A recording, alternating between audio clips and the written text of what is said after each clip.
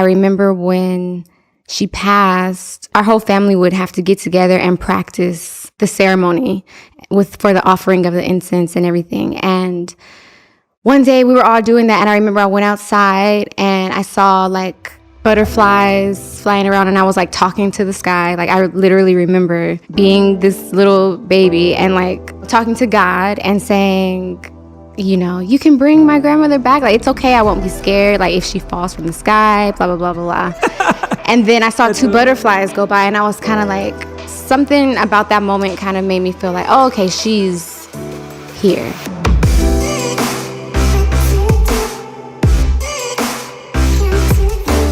Hey everyone, welcome back to On Purpose, the #1 health podcast in the world. Thanks to each and every single one of you that come back every week to listen, learn, and grow. Now, I'm really looking forward to this next conversation because it's with someone who's been pouring their heart into making music about meditation, making it an opportunity for revelation in our own lives, and making it about healing. Today, I'm talking with Jhen Aiko about the sound healing and creative intention she pours into her music. Jhen is a 6-time Grammy-nominated R&B performer, and in addition to her music career, she's a Barnes & Noble best-selling author and mother. Her new album, Chilombo, is absolutely phenomenal. It's a work of art, and it's truly been the album of the year of helping people this year get through their struggle, their pain, and their challenges. And I'm so glad to have this conversation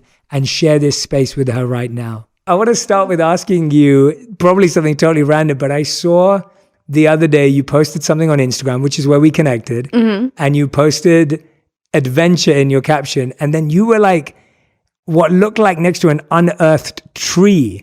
Or it was like this crazy background. Can you tell us about what that place was? Yeah, so I was in Point Lobos, which is in Carmel. I think they call it the Central Coast. It's like up the California coast. It was like a hiking trail. And literally, while I was walking, I was looking at the roots. And I've been like obsessed with roots lately, like actual roots of trees and my own personal roots as well. And I saw them coming out while we were walking on the trail. And they were so smooth and shiny and strong. And I was just like, wow. And then we just came upon this, like you said, it looked like almost like a tree had gotten like ripped from the ground and all the roots were exposed. And they were like, it was like a wall of roots. And I was just like, wow, this is cool. And I took a picture just of it. And then my boyfriend was like, do you want to be in the picture? I actually didn't I just wanted a picture of that. But then I was like, okay, cool. And so, yeah, that's what it was. And I just thought it looked really cool. Yeah. It did. It looked amazing. I caught my eye straight away, and I couldn't wait to ask you about it because it looked like an incredible experience. And I'm more fascinated now because of what you just said of your fascination with roots. Tell us about both your fascination with the roots of trees, but then tell us about your own roots as well and what formed you into who you are. The past maybe 3-4 years, I have been studying my family history.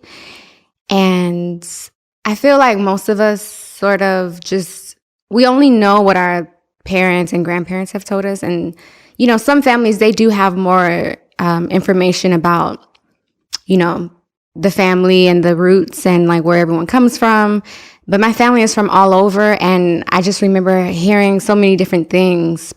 You know, like I said, maybe 4 or 5 years ago, I was like, I really want to figure out for myself, you know, and really study my family history. And so I did the DNA thing on Ancestry.com. And the results were like, what? Like these were, you know, like, it was things I didn't know that I had that, the results basically, I didn't know a lot of that information. So within that site, they take you to different records of the people in your family. And then it just keeps going deeper and deeper and deeper. And so those roots, I, of course, got super intrigued by, and I just felt more of myself, you know, learning about and seeing pictures of, these relatives that I knew nothing about, and even more so, they pull up people that share your DNA. And so they'll pull, first cousin, second cousin, third cousin, fourth cousin, fifth, sixth. And you see these people and you get to message each other and they all look different, and but then it just, I don't know, it's just such a fulfilling feeling to connect with people that are your family that you didn't know about, and just learn about family. And I think part of me feeling more grounded today is discovering that my roots are so deep and so widespread. And so now when I look at trees and I see the roots, I'm just like, oh, this is like, I'm a tree. And and my family, those are my roots. So, yeah.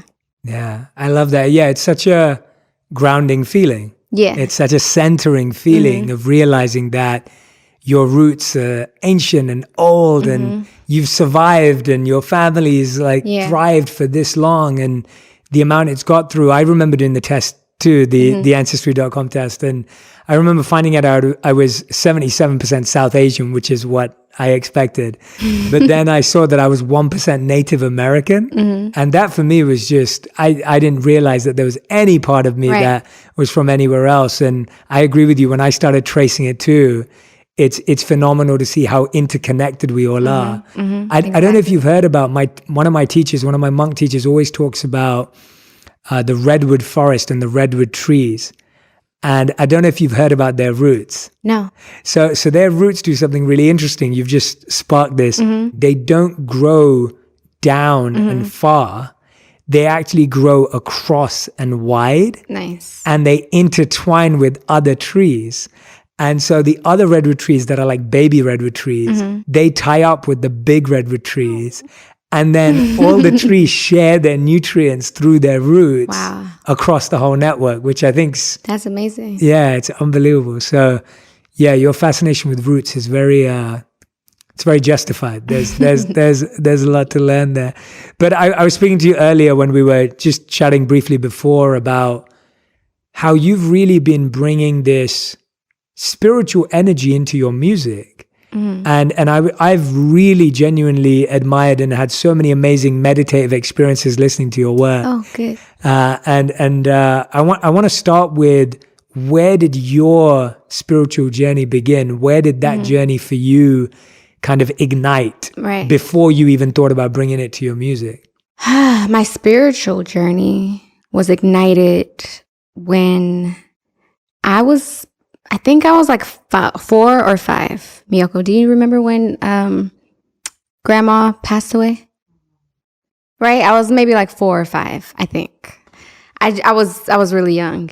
And it felt like I had just met her. Maybe, your baby mind the time is a little different. So in my memory is that I just got to know her, maybe like, it was probably, I knew her for like a year, at least in my memory of being, such a young baby person. Didn't get to spend that much time with her, but I fell in love with her immediately. She, this little Japanese lady, she used to let me play with her wrinkles. She didn't speak a lot, very quiet, very just like cute to me. She was like a kitten. And she passed away. And I was just like, And I remember asking my dad, who is a pediatrician, he would always explain things to us in a scientific way. So I'm like, well, where did she go? He's like, well, she went to sleep and she didn't wake back up. And I'm like, okay, so, and then what about like her body? And he was like, they burned her body. And so in my mind, I'm like, they burned her body, huh? So I'm thinking of all of these things. And at the same time, we were preparing for her funeral, which was a Buddhist funeral. And I guess that was my first that was my first funeral for sure, but my first sort of spiritual encounter. And at the same time, my grandmother would take us to Sunday school, to a Christian church. And so I would hear about, how I would hear about praying and praying to Jesus and God. And so I was like, I knew the story of Jesus, and now I'm learning about Buddha, and I'm 5 and my grandmother has passed away, and they said that she's burned, they burned her body. But I'm like, but I don't think that she just went, she's not gone. So just from that moment, I was like almost even fascinated with death, and like, okay, not even necessarily trying to figure it out, but just kind of like, yeah, fascinated is the word.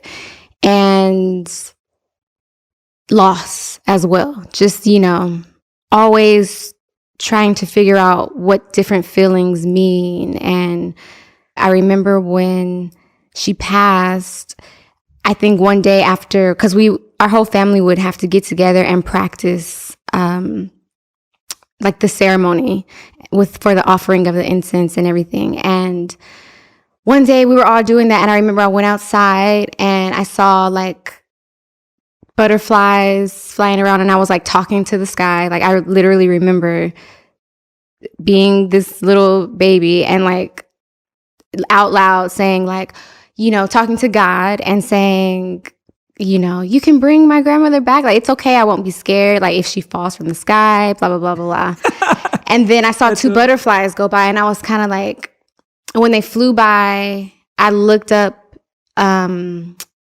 the window, and my older cousin was looking at me, talking to myself. And so I was like, oh, okay. But then I saw the butterflies, and something about that moment kind of made me feel like, oh, okay, she's here. She didn't have to like drop out of the sky type of thing. And just from that moment on, I don't know, I've always been contemplative. I've always, when I was little, even I'm the youngest of 5, or I grew up in a household of 4 older siblings. So it was really loud. And most of that time I would just be like observing and just, trying to figure things out, or just staring at things, and just like, I feel like really I was like meditating on them now that I think about it. But yeah, so it really started at that moment. That was a wonderful story and a wonderful sharing of that experience. Thank you. And it's amazing to see how much you remember from when you were that young. Yeah, that's one of my most vivid memories, and I've written it down a few times throughout my life to see like if it ever, if it changed. But it doesn't. I think that was a real one. That's wonderful. And I guess, when was it where you started to realize this connection between your spiritual interest in music? Was that always there from the beginning of when you started your music journey, or was that more when you felt a certain level of personal growth and personal confidence in what you were finding? When I first started my musical journey, I was 12 going on 13, and it was just fun. It was, I was traveling and meeting new people, and it was just more so fun for me. I didn't really start to incorporate my own personal story into my music until I started going through my first little heartbreaks, and then when I had my daughter, by that time I had been through a few things, and I was really focused on putting my real story and my personal story into the music. And as you get older, the more things that you go through. So obviously having my daughter was a spiritual experience. So I started, making songs about that and just my love for her. And then when my brother passed in 2012, that was probably like the most pivotal moment in my life, but also in my, music, because I had so much to express, and it was soul changing. You know what I mean? It was something that really reworked my whole being and my whole perception of life and, family and love and all of these things. And so as I started trying to figure out my emotions and how I felt about losing the closest person to me, I started, like self-medicating and trying to escape and like trying to forget about it. And then obviously I'm like really small and I'm also just really sensitive. And so that took a toll on me for sure, like mentally, physically, spiritually.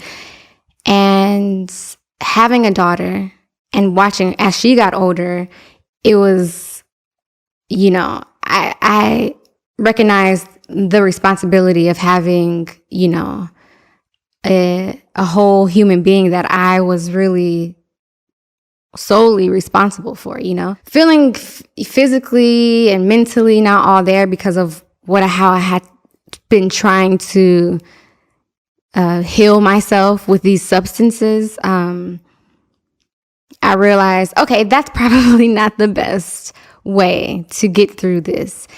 And so, throughout my life, I've read books about meditation and I've, tried it and all these things. But once I got to that point where I really was like, okay, this is like a life or death situation, then I really, really got into it. And, my music is just a reflection of me and what I'm going through at that time.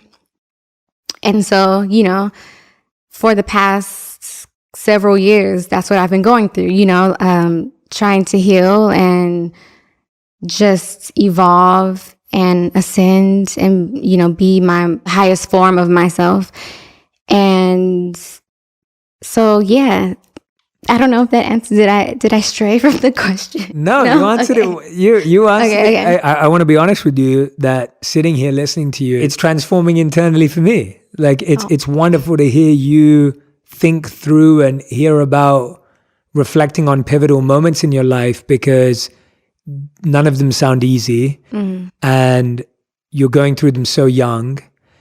And so to hear you actually share them in this way, I'm hoping that everyone who's listening and watching right now is feeling the same way, that they're feeling like they can reflect on their own life and find how these moments have made them stronger or made them more reflective or more meditative or more introspective. Because as you said, all of these things that are happening are just trying to help us learn something and help us find something more about ourselves. Right.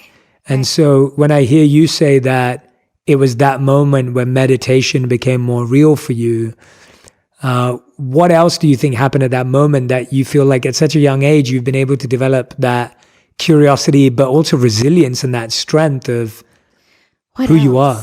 I think a very pivotal moment in my life was, and I don't even remember, I think I was just in a bookstore and I was probably in the astrology section, and right across from it was the Eastern religion. And I saw a Thich Nhat Hanh book, Pieces Every Step. And at that point, I was probably like 17 or 18. And I think I just liked that, that title. And I read it probably in 2 or 3 days. And when I was younger, I used to read books like that. But at that age, 17, I wasn't reading books, especially in 2 or 3 days. And it was so simple, so poetic. And I applied it immediately. And I just felt good. I felt good. I felt happy. And from there on, I would always get his new books and give them to people. And I think with meditation, it was the same thing. When I felt how it made me feel, then I was like, okay, this is something that I want to exercise. I want to practice this because I can feel, physically, mentally, spiritually, everything. I just feel better. The reason why I love Thich Nhat Hanh, he states things so simply that anyone can understand. And the beautiful stories he tells to arrive to the lesson that he's teaching, it just makes it so much more impactful for me. And I love his meditations as well. They're so simple, the red light meditation. Take that moment to breathe into your belly. Things like that have helped me practice more of a meditation as more of a way of living, and not just like meditate every day for this amount of time. It's more like breathing through every moment, difficult or not, and it's something that I'm not perfect at or the best at, or even in the top, percentage of people that are great at it. But it's something that, like I said, as I get older and things get even more real, it comes in handy for sure. Can you share with our listeners the red light meditation so that they understand it more and then they can apply it too?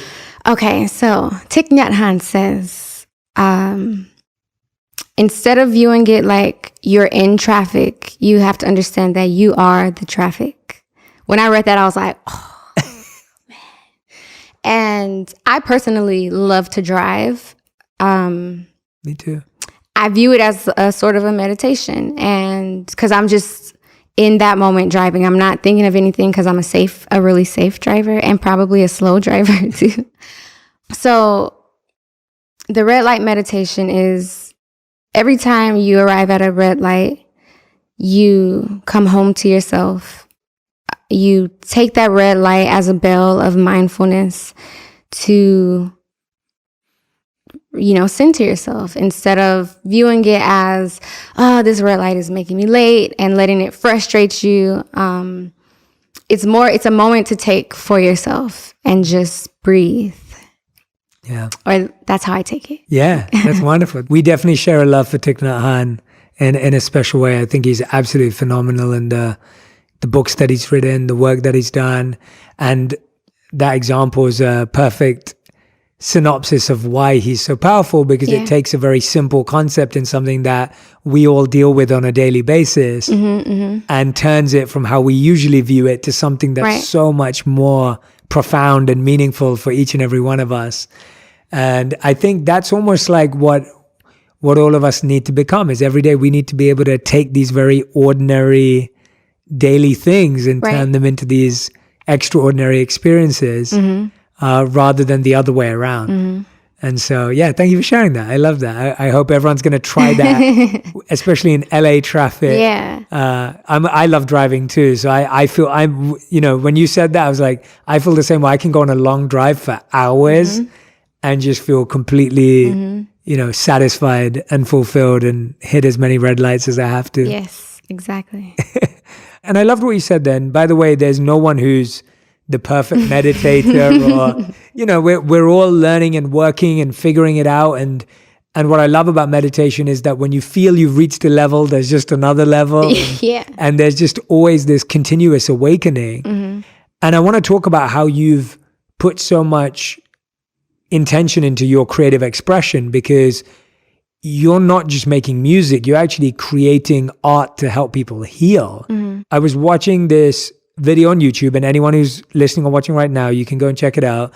It was your experience. You designed an immersive experience, Wisdom LA. Yes. And I loved it because you had everyone like lying down and looking up, and these absolutely phenomenal designs that look like the inside of someone's mind. And then you were playing the sound bowl and the harp and chanting and singing. And I was just like, wow, like this is a healing experience. Tell us about how you came to create that and feel that was how you wanted to share it. Yes, that was a dream come true that hopefully I can take on tour sooner than later. So when I was probably around the same time I started reading Thich Nhat Hanh, there is this store that my father loves. It's not there anymore, in Santa Monica, but they have, lots of sound bowls, and it's like a spiritual, new age store. And there was a Tibetan singing bowl. I picked it up, started playing it, not to its full sound, I guess, because the owner came up to me like, oh, let me show you how to do it. I'm like, wow. And then I immediately understood what he was saying. And I was just like, oh my God, this is the best feeling ever. Literally, like, I loved the feeling of my wrists going in a circle, and obviously loved the sound and how it was making me feel. So I bought one, and then I kept buying them, and I would just, play them when I was feeling away, or just when I was bored, even just because I loved how they sound and how they make me feel. And fast forward to maybe 5 years ago, my friend Chrissy sent me a picture of this woman with all of these really pretty crystal bowls. And I was like, what? Like, what are these? Because I've seen the big white crystal bowls, but I had never seen them like so iridescent and just like in all these colors and sizes. And so I looked it up and I found the company, and at the same time, have been working on music, and I guess even my album before Chilumbo, I wanted to incorporate more acoustic instruments, live drums, live flute, and I would collect these instruments from like different festivals and different places that I would travel, because I just felt like you could feel them more than the computer sounds. And so I'm already incorporating those into the music. And then now I find these bowls, and I'm just like, duh, like this is what I have to. They're so easy for me to play, and I thought they were easy for everyone to play, but I've actually seen, or have friends try, and they're like, oh, and I'm like, oh my God, maybe this is my instrument, And so of course, yes, I'm gonna put it in the music. So people would always come up to me and let me know, share stories about how my music helped them get through something, or helped them, make a decision, or just, all of these things that felt so much more than just someone saying, oh, like, you're a great singer, or, oh, you're so pretty, or whatever. It would always be, we would like a lot of times end up crying together, because their stories are so like touching to me, and they'll always say your music really helped me. And when I'm creating the music, it's really just to get through what I'm going through, and helping me express myself and transform whatever the feeling is into some type of art, and it's a release for me. So I started to realize that the reason why I'm so compelled to share that is because I think my purpose, or one of my purposes, is to help people deal, to and heal, deal and heal.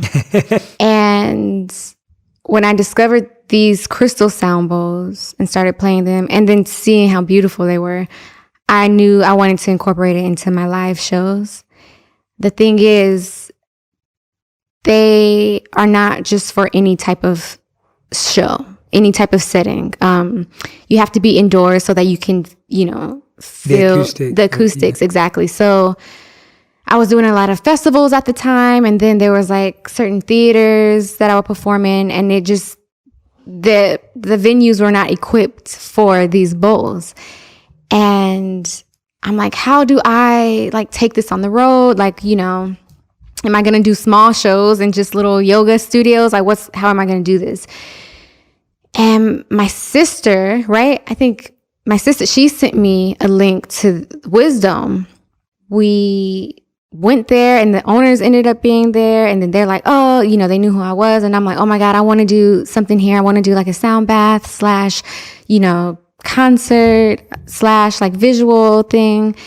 And like you said, they have these, like, it's an immersive experience where you just lay back, and it feels like you're in virtual reality, but it's real, it's reality. And because you're in a dome, it feels like you're traveling through whatever you're looking at. And I'm like, this is perfect for the bowls, because that's how the bowls make you feel, even without having a visual in front of you, or even when your eyes are closed. So we got together and we put this show together. I forgot to mention my sound bowl mentor. Her name is Geraldine Glass. She's amazing. She basically started to teach me about the healing aspects of these bowls and just music in general and sound in general. Something I'm still learning. I am still studying. And this experience, I knew that I wanted to travel with, and I just wanted it to be a part of all of my shows. So I started to bring like other smaller bowls to venues, even when they said like, this is probably not going to sound good. I'm like, let's just try. Like, at least we tried, and we can say that we tried.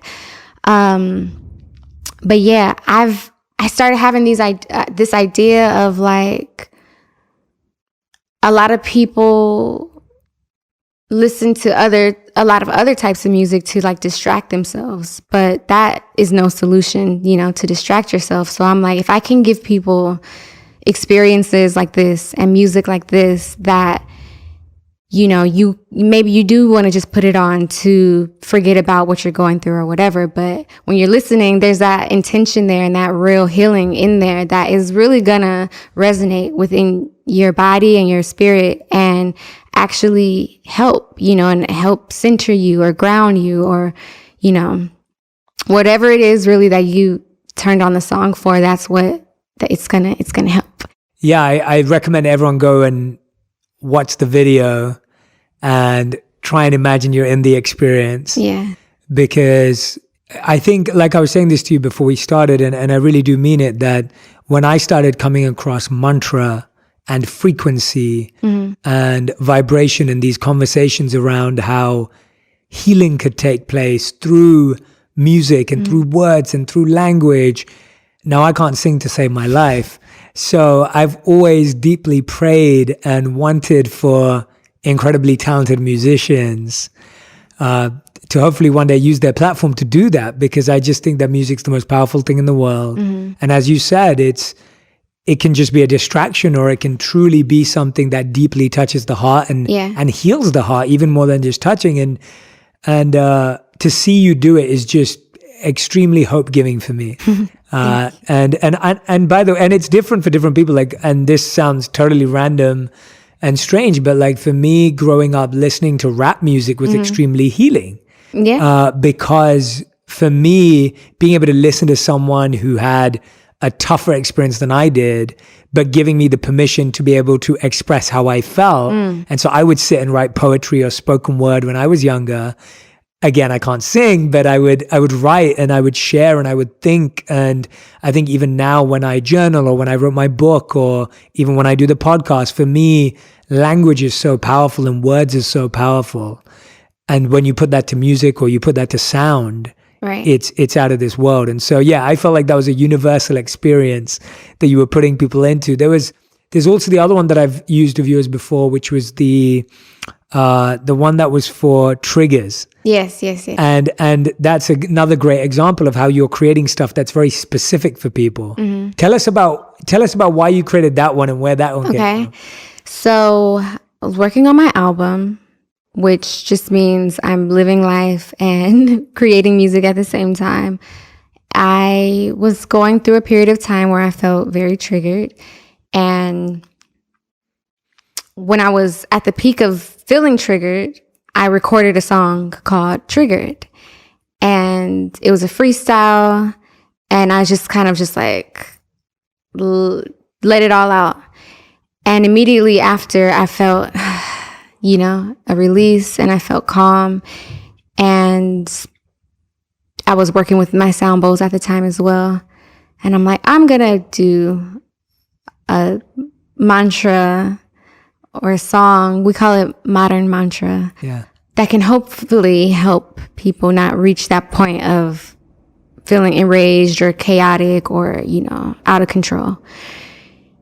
Because I know for me, I can create a song when I'm feeling like that. But, other people need other outlets, or a lot of the times they will turn to music. My intention was to have it be, when you feel triggered, turn this on.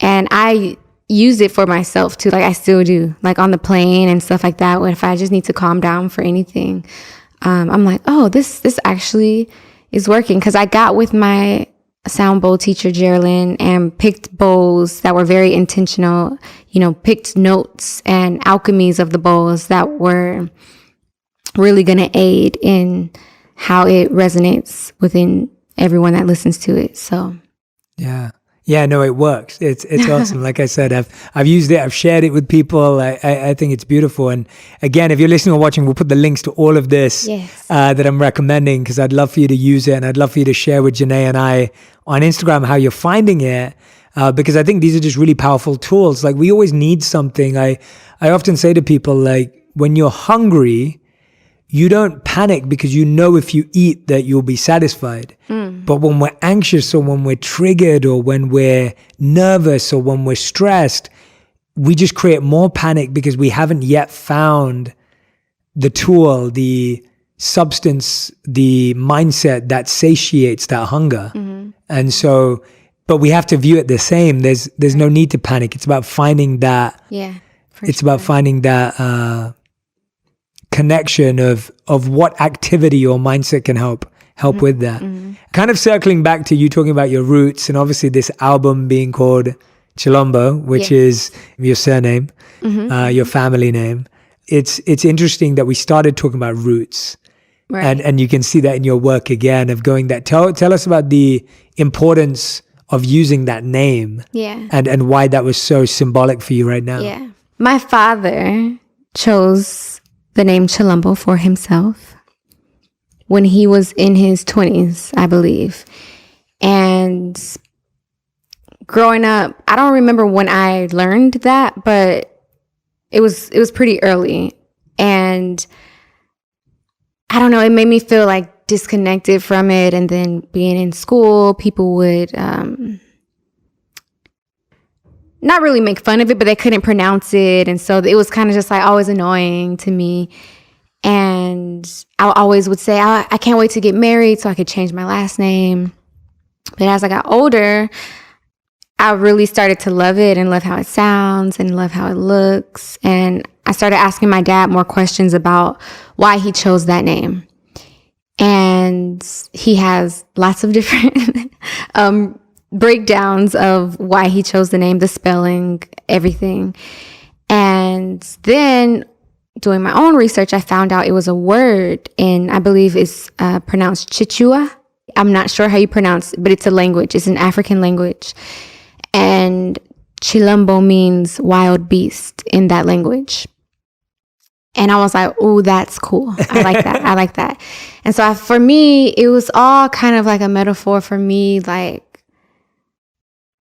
accepting myself and really acknowledging all the different parts of myself that make me who I am, and embracing my wildness and embracing all that I am.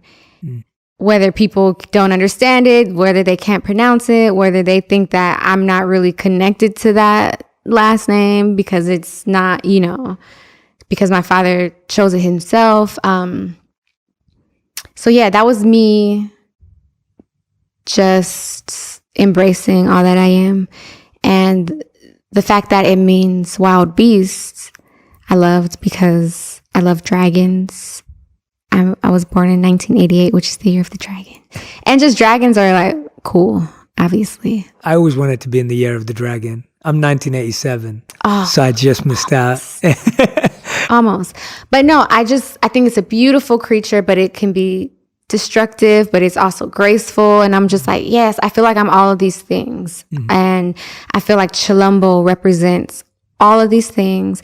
And I feel like the album also represents all of these things. It's not just me pretending to be perfect and, I'm this healer, it's like I'm going through these real things and I'm dealing with them and I'm practicing how to heal. And it's just, all of that coming together is Chilombo.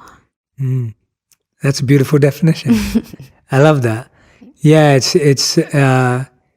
it's so interesting because I guess we live in a world of chosen names as well, whether people are actors or musicians or, you know, and the fact that your father chose a name, it is almost powerful to come up with our own names and our own identities, or because so often we don't feel connected, Right. or we don't have a vision or a symbol for who we are.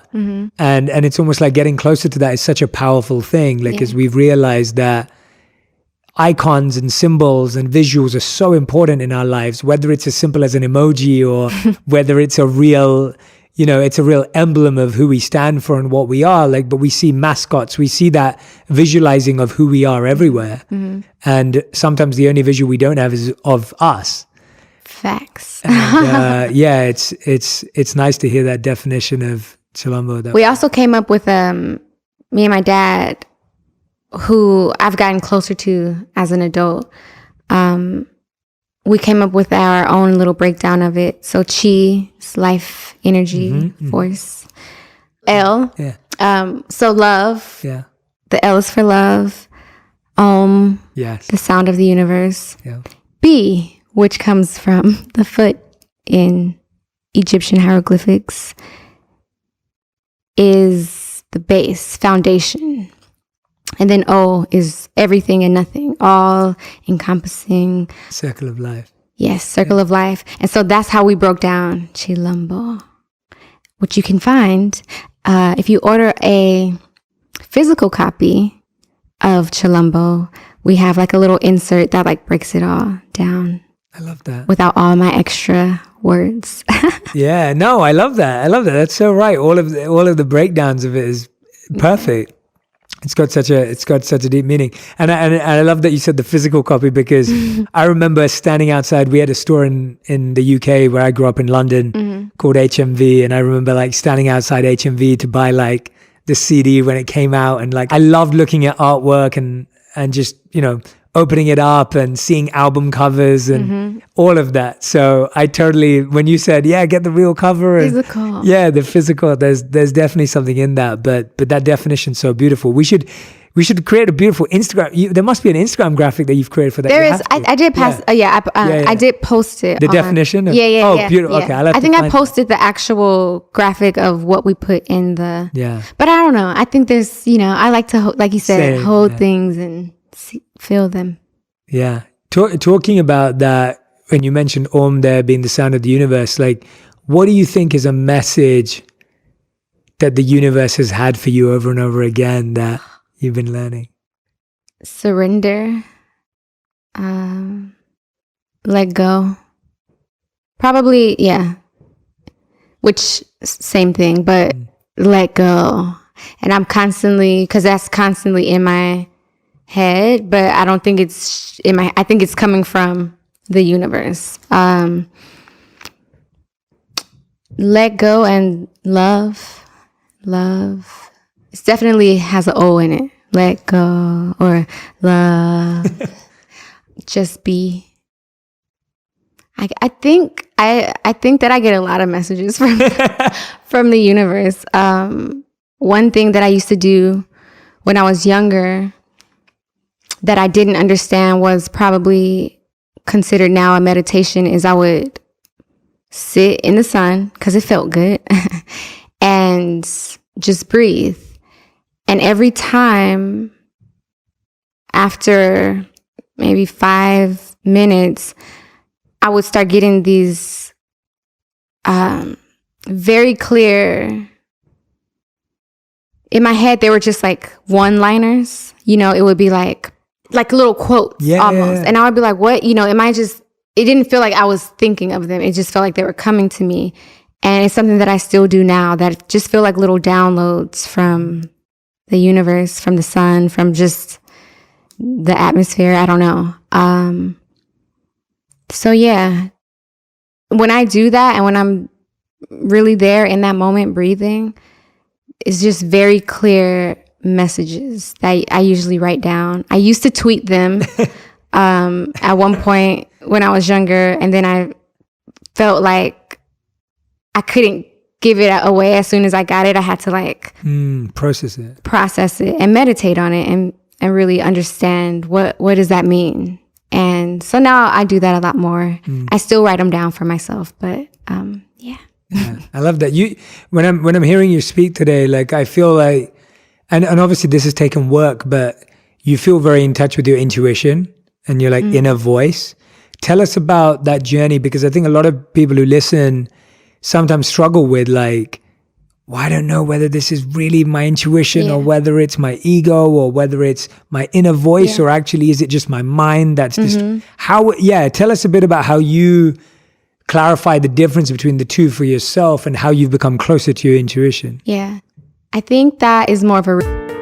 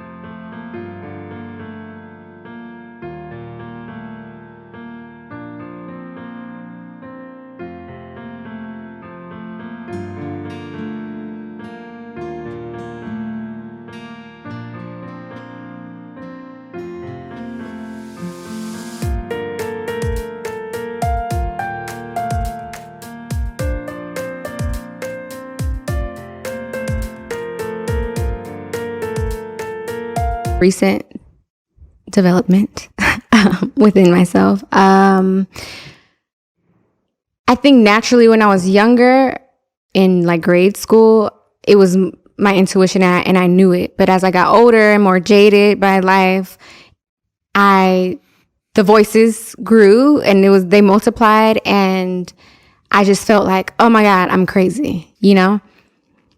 And then in the line of work that I do, I just started to get a lot of anxiety about things and just really doubt myself. And I feel like people close to me recognize it. And me and my two friends, Ari and Felicia, we decided to go on a trip to the ESTEEM Institute. Have you heard of that? I have. I haven't been there. But it's amazing.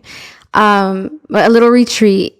And she got me this book called, I think I remember the name of the book, Silencing Your Inner Critic. Because she was doing my makeup at the time, and you know, she would see me so stressed before shows or after shows, and I would be like, how was it? Like, oh, I felt like it, yeah, you know, I would just be like so frustrated. And we never talked about it. She just like gave me that book. So I'm like, oh, okay, you see that I'm dealing with something right now. And really, that book had so many great points, and really helps me realize that I'm not these voices. I'm the observer of these. You know, I'm listening. I'm not them. You know, and so from that point on of reading that book, I started listening to my thoughts differently and saying, oh, okay, hi, okay, that's fine, but you know, you don't decide, you know, who I am or how I feel. And reading more books that are, you know, just started yours. Thank you. You're familiar with Dr. Joe Dispenza? Yes. He's been on the podcast too. Oh, amazing. Yeah. Amazing. Becoming Supernatural. The 7 Spiritual Laws of Success. Oh gosh, there's an audiobook that I'm listening to that I don't remember the name of right now, but just practicing, because I was once again realizing that the habit of listening to these voices in my head and letting them control how I feel about myself and how I move daily, I was mindful enough to see that it was not the best, you know.